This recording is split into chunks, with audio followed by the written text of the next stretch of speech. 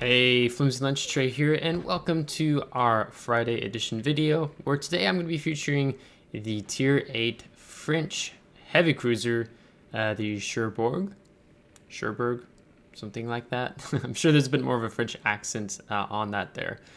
Here I'm just wanting to start off showing you the speed of this ship in comparison with the Georgia, with the speed boost running, to help get in your mind that this is a fast cruiser that is meant to fulfill a role of flanking. So when I first started playing the Cherbourg, I didn't like this ship. I couldn't figure it out.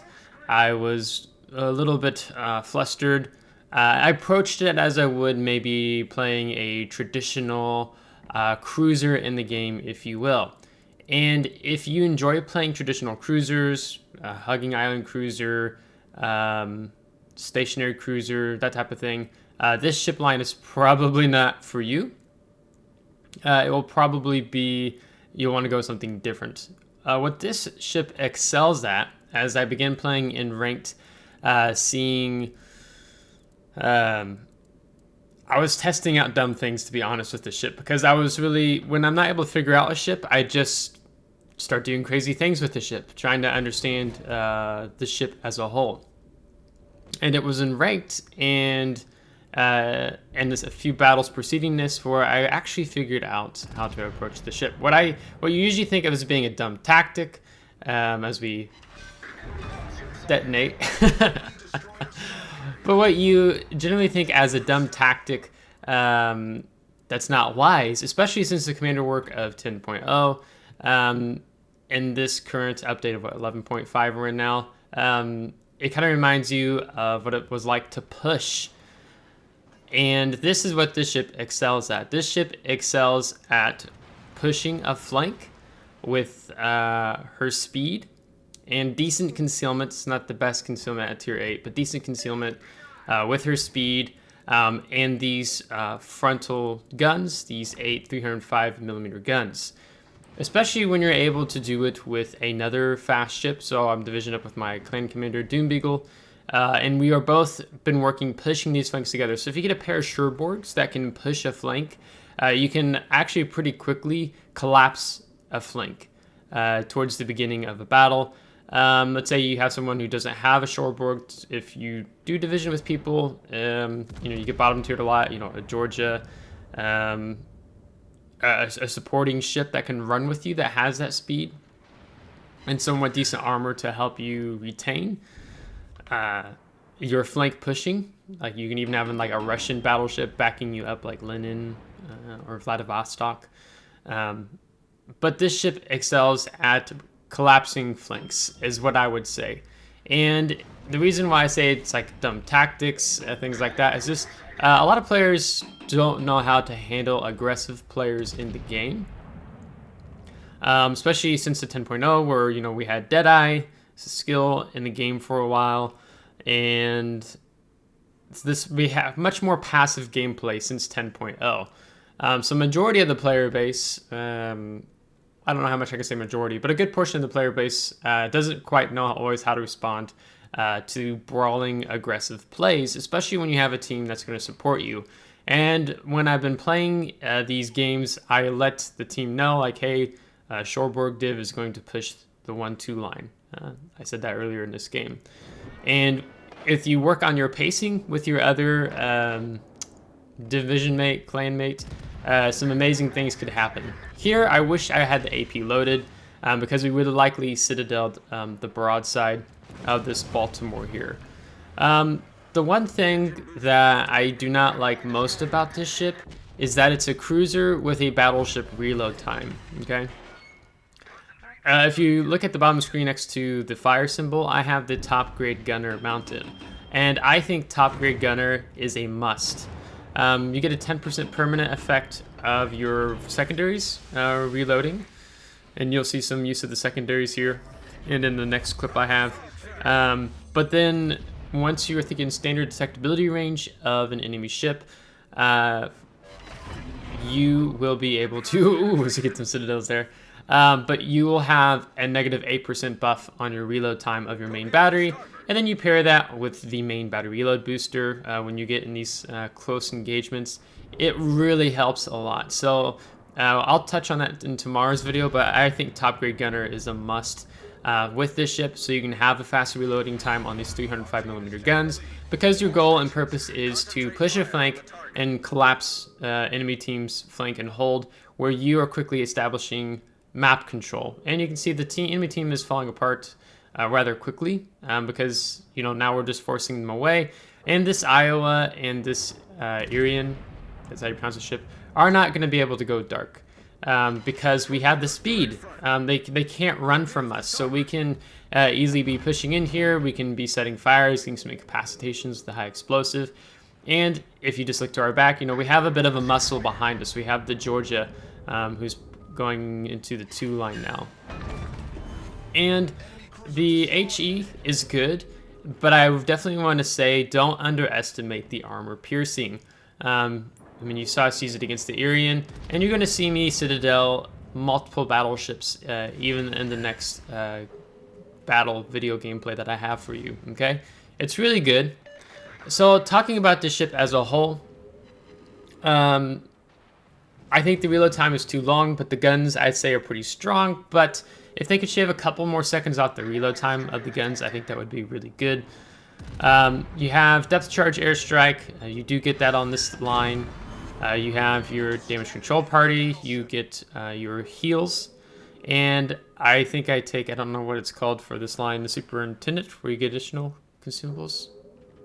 Yeah, I'll have to look at that in tomorrow's video.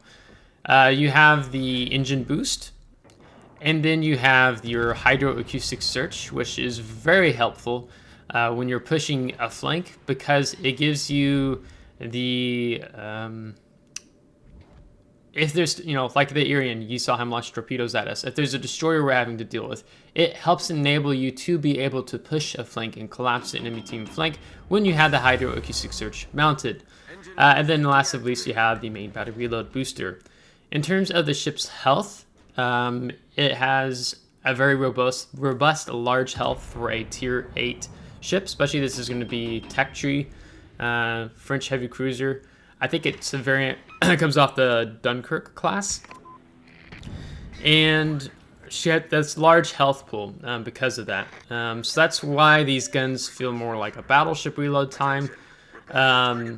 It feels almost like a reload time of it reminds me of someone like Strasbourg, tier 7 premium French heavy cruiser. Sorry, so stuck in my throat. But she has this very large, robust health pool, over 49,000. I think Baltimore is like over 42, maybe 43,000, and Baltimore is a heavy cruiser. And then her armor is decent. It's not fantastic, it's not bad, it's decent. With your guns all mounted in the front, you really have to work on angling well. Before this game, I had several instances where I did not angle well, even against an enemy Cherbourg who took me for like 19,000 health. And when you're facing tier 8, and then you're facing these top tier matches, where there's bottom tier versus tier 10, I feel comfortable in this cruiser now. I would say the challenge you have with this ship, if you're trying to play this ship on your own, you're trying to push a flank on your own, it can be probably more frustrating playing the ship overall.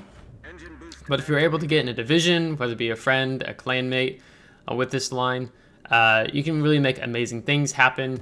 And when you're pushing a flank, often you can kind of inspire, embolden your teammates, where they will push with you or follow behind you.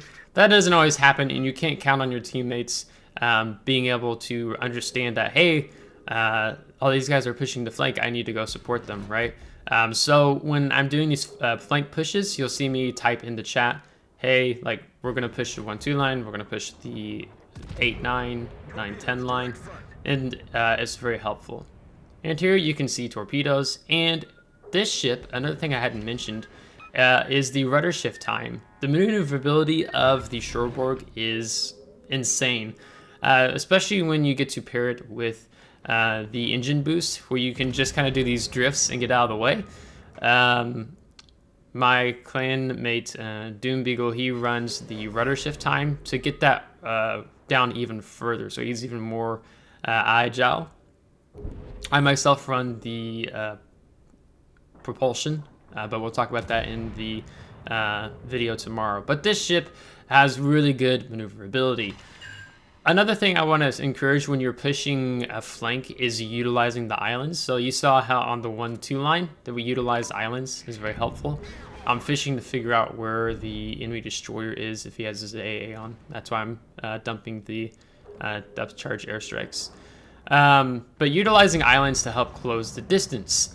You can often, when you're being this aggressive, push in.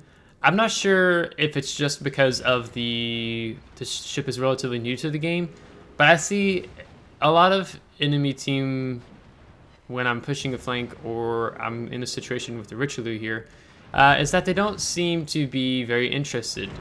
Here he finally takes a shot at me. We don't really take much damage there, but I'll often see enemy team members shoot over me or past me on another target instead of shooting me, which I find really odd. So I think it might be that some people think, oh, that ship's not impressive. And I can see if you're looking at it from a gun perspective, it's not the most impressive in terms of the damage per minute because of that long reload time on these 305mm guns. But this ship offers so much because you can close the distance so quickly when you have the ceramic flag equipped, the engine boost going. You can close the distance, and before the enemy team is really like ready for it, you're practically almost on top of them, right? So that's what this ship does well. If you like playing traditional cruisers, sitting at an island, light cruiser experience, shooting over islands, being able to tank, this cruiser line is not going to be for you. Because when you try to play as a traditional cruiser, it's a very frustrating experience because of really this long reload time on the guns. And with the dispersion and such, it's just really meant to get in there and fight and brawl, so to speak, when you get close. So I'm just going to show you the post-battle results from this battle, and then we'll go into the next clip. The next battle that I have for you is going to be talking about when pushing the flank doesn't work, when you just going to have to turn away and take your time and try to reposition yourself again, because you're not always going to be able to collapse an enemy flank. I played with Doom, I think we played 4 battles together, and 3 of the 4 times we were able to collapse the enemy flank. This was one of those battles where we were not able to collapse the enemy flank. When you collapse an enemy flank, the power is that you are able to, 1, you get map control, but 2, you set up cross map, what am I saying? Cross map fire opportunities where you can get some broadside because the enemy team has lost the map control. So now if they can't really fully angle properly because all of a sudden your team controls 2/3 of the map, their team controls 1/3 of the map. So getting those cross shot opportunities where you are able to shoot broadsides is really powerful. So here, as I said, letting the team know we're going to push the 1-2 line. We're hoping that's going to work out. You never know if it will work out or not until the time comes. So I'm probably playing some music here. But when it does work out, of course, it's fantastic. But how do you handle this ship when the push doesn't work? Okay, so that's kind of more the goal I'm talking about with this video here. I don't recommend popping your engine boost right at the start. You already have pretty good speed. You can see we're pushing over 33 knots right now without having the engine boost going. So as a cruiser getting along the map, that's pretty good. To get us towards this 1-2 line, we have an allied destroyer with us who's been able to do some spotting. Here I'm able to take a little shot here, being undetected because of this island between me and this Marcel. And I was laughing. It's like maybe we'll get another detonation here or something, but we don't. We get 2 pins with 1 set on fire. The penetration value of these guns on the HE is really good, but especially on the armor piercing. And I'm going to have to reiterate again, and you're going to see it in this game, is that don't underestimate the armor piercing of these guns. I think With tier 8 cruisers, I've been kind of frustrated, maybe more because I've been playing up the Dutch cruiser line. So the tier 8 Dutch cruiser, the Haarlem, very poor AP performance value. I've been told it changes once you reach the tier 9 and tier 10. But the AP is very good with these guns, and the pin values you're able to get with kind of having that French shell velocity, if you will. When you're pushing in on a flank, for example, how we are in Cherbourg division, is that there's a power between you and your div mate because you both have the hydroacoustic search. So you can simply alternate between one another and running the hydroacoustic search, which Doom has up right now. And so that helps us to be able to push in more comfortably. Here, I'm going to pop the engine boost because with the rudder shift time and the engine boost, we're going to sidestep that salvo. In this battle as well, you're going to see me use the rudder shift and the engine boost to be able to dodge multiple salvos, okay? Especially the incomparable, we don't want to eat those very large caliber guns. And I'm trying to go for a window here to use my rudder shift, but unfortunately with Doom right behind me, I'm not going to be able to squeeze that, so we're going to take the torpedo hit. So now we have to turn to the left here, and we have to get behind this island, even if it means exposing broadside to the Baltimore. And I'm hoping he doesn't have armor piercing loaded because we need to get into cover. So he has HE loaded, which is nice. So we won't take as much damage as we could have. And we got some secondary hits there as well. Because it's kind of like with the Dunkirk class, most of your secondaries are towards the rear of the ship, right? And here, the enemy team, you can see all of them have moved into this kiting position, not to run away towards the 5-6 line, but more towards A1. You can see most all of them are angled to. And we simply are not going to be able to push this flank, okay? So now the goal is we use our engine boost, we use our concealment to try to go dark here, which is going to be difficult with the enemy Shimakaze in Alpha. So here you're going to see me utilize the rudder shift again with the engine boost and being able to sidestep some salvos. So I'm trying to take some pressure off of Doom here as we move up. Unfortunately, Doom is going to ram an island. A little frustrating for him. Here comes the salvo in from the, I think it was the enemy Iowa. Yeah, so there we took some, but I think we mitigated some of it, took maybe some hits on the belt. And we're going to have to keep running away even more because the enemy team is just focused on Doom and I. What helps you avoid these salvos that come in at long distance or at you in general is having more distance when you get to utilize your engine boost. You get to utilize the rudder shift time because this is a very maneuverable line of cruisers, okay? I'm not sure how the tier 9 and tier 10 are going to be filled yet until I play them, but for now just know that it tends to work out pretty well. So we lose Doom to the Shimakaze, and now I'm being lit by the enemy aircraft carrier player. So we're not going to be able to go dark here, and I'm still being targeted by multiple enemy ships, so we're going to be looking behind us. I'm trying to make sure this enemy carrier doesn't get a run on me properly, because the dive bomber being an FDR, he wants to hit you and directly line on like I am now. So it looks like he's going to come back now, so we're going to turn to the right, prioritize our AA sector, because we want him to hit us broadside. Now, granted, this is going to mean I'm showing a lot of side to the enemy ships in the back, but I don't really have a choice. It's an FDR, and he can delete me if he has the opportunity to do so. So we take a good chunk of damage there, and we're going to have to go dark and fall back. As the Shimakaze is still pushing up, and he's in my concealment range, but our Shimakaze takes him out, so that was very thankful for that. And now we're going to try to get some heals off here. Okay, so you can see right now that even though we pushed up aggressively, the enemy team did back off a little bit. They kind of stood their ground there, if you will. But we were able to retain control of the cap. And our other flank, our team is doing really well in moving up the 8-9 line and collapsing that flank. So that's working out quite well. So for now, I need to stay cool. I'm just trying to see if maybe I can reach the enemy Cherbourg with the range of my guns, but he's just barely outside of it.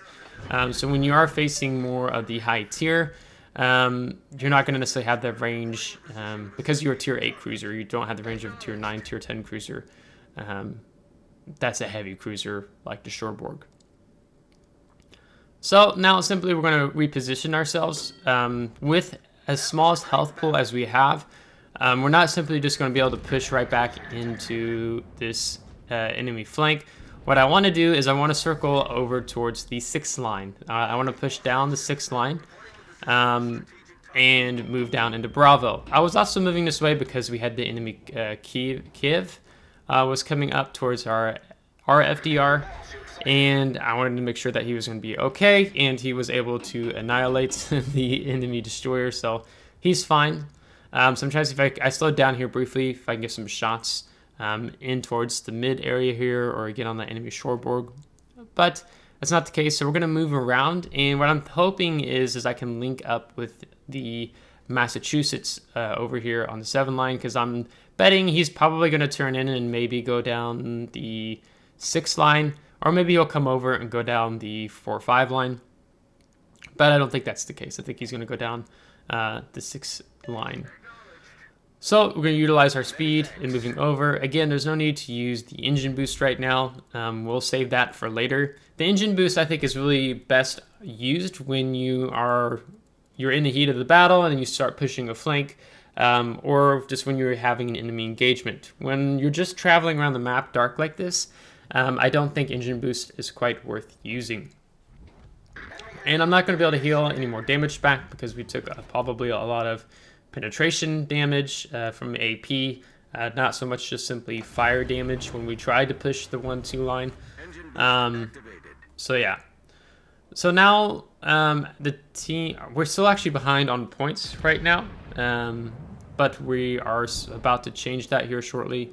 But now you see I've used the engine boost after I talked about not wanting to use the engine boost.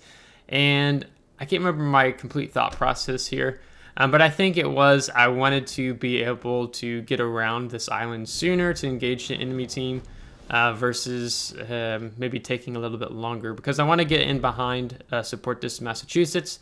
The enemy Incomparable is moving this way as I spam the M key just to try to get an overview of seeing where he roughly is, if that will help me aim better. But I wanted to get over here, and I wanted to support our Massachusetts as he went into Bravo. I think that was my thinking here. FDR gets the enemy Cherbourg, because he was playing that sitting by an island, positioning, sitting still. And so I pointed him out to FDR when he asked about which to shoot, and he was able to get rid of him. So again, this line isn't made for just sitting alongside an island, being stationary. You want to use your speed, you want to use your maneuverability, you want to use the consumables you have, the engine boost, the hydroacoustic search, getting in close where you can use your main battery reload booster. That's what I really think this line revolves around, even if the gun reload time is longer than what I think it should be. But I'm assuming that's wargaming kind of nerfing the reload time on the gun somewhat because of all the consumables that you get, particularly the hydroacoustic search. So I have HE loaded, and I quickly switched to armor piercing. Again, this is an opportunity that I would have liked to have armor piercing loaded. I think you can honestly do quite well most of the time having armor piercing loaded. I'm fishing for a Citadel here, which isn't going to happen, but we get a secondary close quarters kill on the enemy Incomparable. So that's rather funny, I think, with this French cruiser. Okay, so we have total map control. It's just a matter of getting in over here and finishing off these last two enemy ships, the enemy Iowa and the enemy Yamato, which you're going to see me do so. Okay, so again, I want to utilize the island here. So I utilize the island to go dark after shooting at the enemy Iowa. And as I move up here, I'm kind of debating, do I want to just simply sit here, play it safe, or do I want to push in on both the enemy Iowa and Yamato? Because our health pool is low, we don't have much health left, and it's okay for me if I would decided to sit in here because the enemy carrier has been killed, so I don't have to worry about him sending planes in to one-shot me, if you will. So you're going to kind of see me hesitate, go back and forth, deciding what I want to do. But ultimately I decide that I am going to push out because Jingle's line just came to my head, you know, chick stick scar, glory lasts forever. Comes much better from him than myself. I watch too much of him. Anyhow, so I'm just kind of keeping an eye here. So the enemy Yamato goes behind an island. Again, you see me utilizing islands that I've been talking about, utilizing islands.